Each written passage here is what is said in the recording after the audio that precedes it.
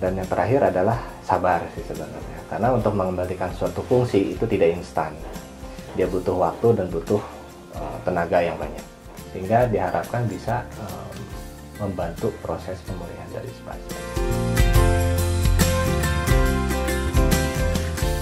Jadi kalau misalkan dari satu program nih udah 2 minggu atau 1 bulan tidak ada perubahan, kita trace balik, ini ada masalah di kondisi psikis atau tidak. Kalau untuk stroke sendiri, banyaknya di Indonesia itu adalah pasien lupa bahwa dengan selesai stroke itu masalah sebenarnya belum selesai. Jadi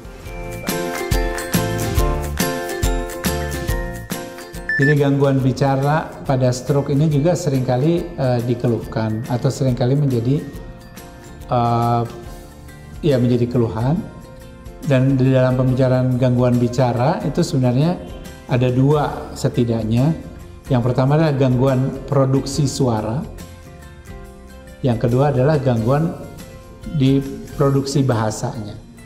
Jadi kalau produksi suara itu yang dikenal dengan kalau bicara jadi seperti nirung kalau orang Sunda bilang, atau disebut nasalisasi.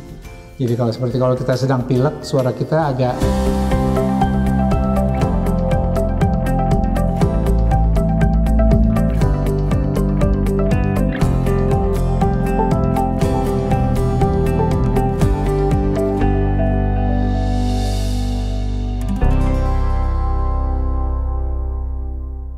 Halo sahabat ruang dokter, semoga sahabat dalam kondisi yang selalu sehat bersama keluarga.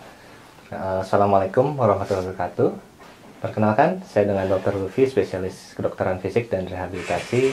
Saat ini saya bekerja di beberapa rumah sakit di Bandung. Pada kesempatan ini kita akan membahas materi mengenai apa sih kedokteran fisik dan rehabilitasi medik.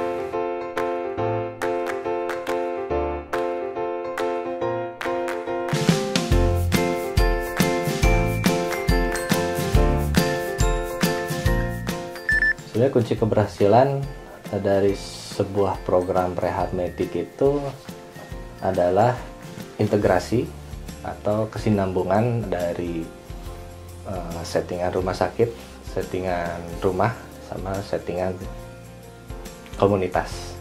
Artinya ada kesinambungan suatu program atau latihan yang terus dilanjutkan membentuk suatu lingkaran. Nah, itu yang pertama. Yang kedua adalah komunikasi yang baik antara SPKFR, timnya, lalu dengan pasien dan keluarga, serta dengan sejawat-sejawat spesialis yang lain, sehingga terbentuk suatu program yang lebih komprehensif dan efektif ya untuk pasiennya itu sendiri. Ketiga adalah rutinitas. Rutinitas di sini bukannya rutin harus datang terapi di rumah sakit, tapi rutinitas latihan yang dilakukan setiap hari gitu. Jadi datang ke fisioterapi atau datang ke rumah sakit untuk fisioterapi, kesannya itu seperti mengingatkan sebenarnya, mengingatkan bahwa latihan apa saja yang harus dilakukan, dan latihan itu harus dilanjutkan di rumah dengan settingan rumah, bantuan orang rumah, supaya efek latihan itu tidak hilang. Dan yang terakhir adalah sabar sih sebenarnya. Karena untuk mengembalikan suatu fungsi itu tidak instan. Dia butuh waktu dan butuh tenaga yang banyak.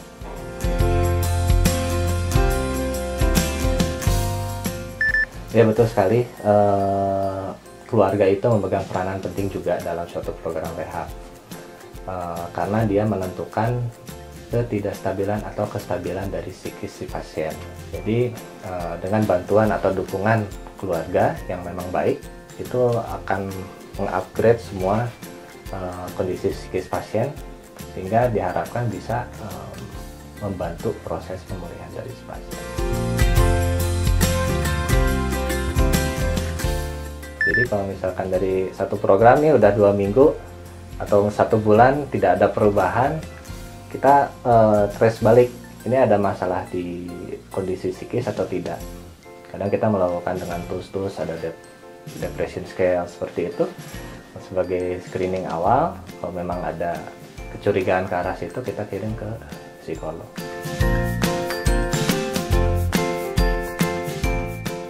Kalau untuk stroke sendiri, banyaknya di Indonesia itu adalah pasien lupa bahwa dengan selesai stroke itu masalah sebenarnya belum selesai. Jadi banyak pasien yang lupa hal itu akhirnya kembali dalam kondisi disable. Dan banyaknya sih seperti itu ya. Pasien sudah lewat 6 bulan baru ke KFR. Kalau misalkan pada pasien stroke itu sebaiknya adalah pada masa rawat pertama itu sudah ada KFR yang mendampingi.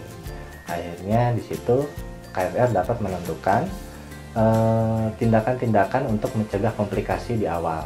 Karena tidak baring lama, karena seminggu atau 2 minggu minimal harus tidak baring, menunggu kondisi stroke-nya selesai. Setelah itu kita lakukan uji fungsional. Apakah pasien ini terjadi penurunan seberapa besar dari fungsinya sebelum dia sakit.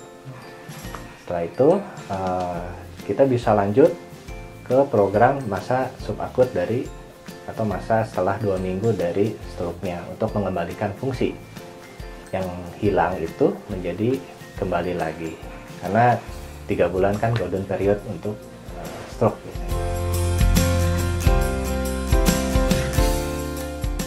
Apabila sudah tertangani dari awal, pertama lama rawat itu akan berkurang.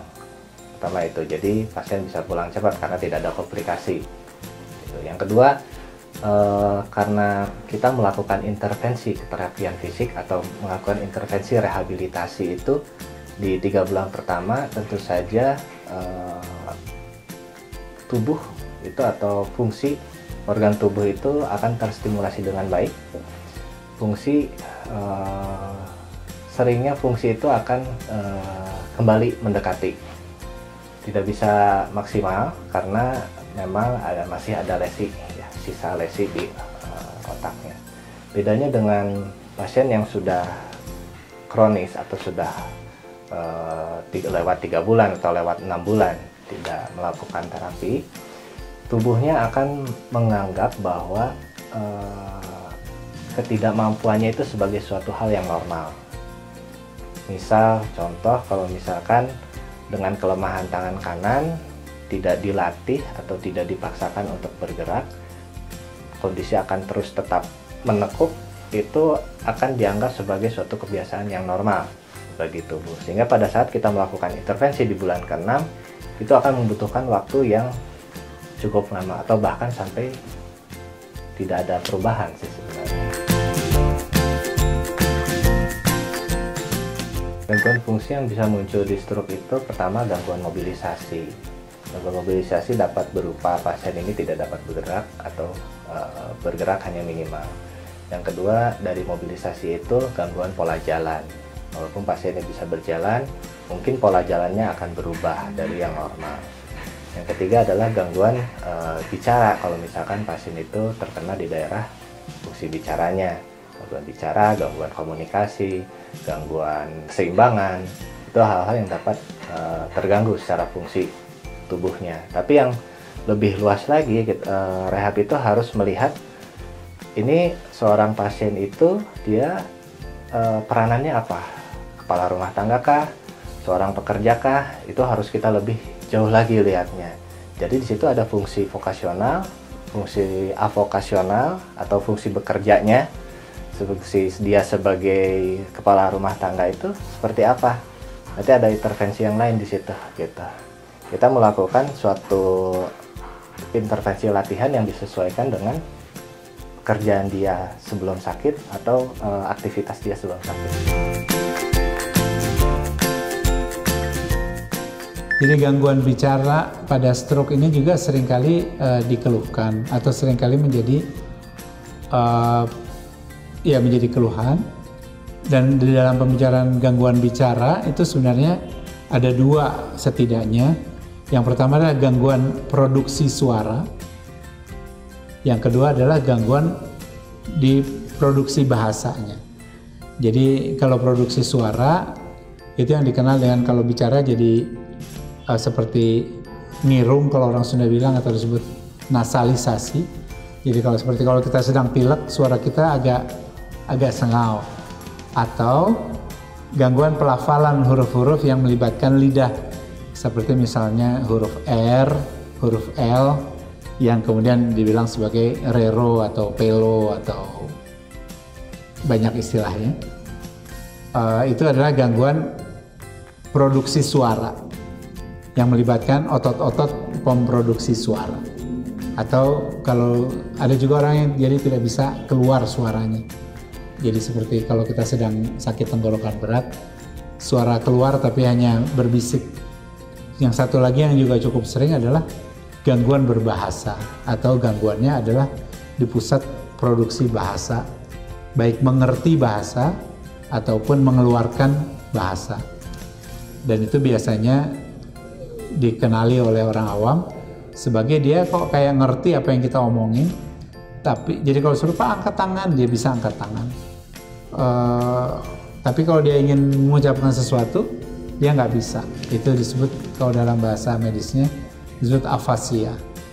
Nah, kelainan ini tentu penanganannya berbeda-beda ya. Kemudian sama dengan kelemahan di sini yang melibatkan otot. Kalau otot yang terkena adalah otot untuk berbicara, maka dia akan timbul gejala jadi bicaranya nggak jelas. Tapi sebenarnya isi bahasanya atau isi pembicaraannya benar dan dimengerti, tapi kata-katanya jadi seperti kita harus minta dia ulangi karena menjadi kurang jelas. Itu disebut gangguan artikulasi. Memang mungkin lebih mengganggu karena mungkin sebagian besar tugas sosial kita diselesaikan dengan berbicara. Apalagi kalau kita menjadi pembicara atau seorang yang harus banyak bicara seperti guru atau atasan atau apa, tentu itu akan lebih mengganggu daripada profesi yang lain. Pencegahannya tentu tidak ada ya. Pengelolaannya biasanya dengan bantuan fisioterapi, itu bisa dibantu untuk memproduksi suara dengan lebih baik.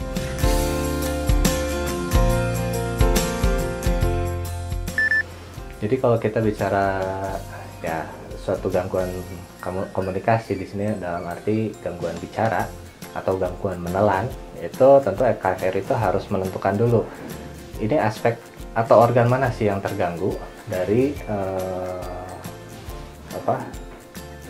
sistem komunikasinya. Apakah memang dari anggota mulutnya gitu ya, bibir, atau otot-otot bicara vokal ya, itu juga harus kita ketahui, harus kita cari apakah memang dia pusatnya yang masih bermasalah atau dalam arti otaknya. Itu kita tentukan. Lalu kita meramu suatu terapi yang berkolaborasi dengan terapi bicara. Itu kira-kira apa yang bisa diberikan. Kalau misalkan masalahnya hanya perifer, artinya ototnya ada kelemahan atau kekakuan, itu bisa dilakukan stimulasi sebenarnya sama terapi bicara gitu. Ini pun sama sebenarnya dengan gangguan menelan, karena organnya masih di situ-situ juga, karena masih sama. Jadi terapi yang diberikan banyaknya stimulasi otot, atau misalkan ada kekakuan otot, kita inhibisi gitu di bagian-bagian otot untuk bicara atau untuk makannya. Dan itu pun kalau untuk makan juga kita harus menentukan ini fase makan itu sebelah mana, fase oral kah, fase menelan kah, itu mana yang bermasalah. Jadi kita harus pilah dulu, baru kita kolaborasi dengan terapi bicara. Demikian pembahasan singkat mengenai kedokteran fisik dan rehabilitasi medik. Semoga materi ini membawa manfaat untuk kita semua. Saya dengan Dr. Lutfi. Wassalamualaikum warahmatullahi wabarakatuh.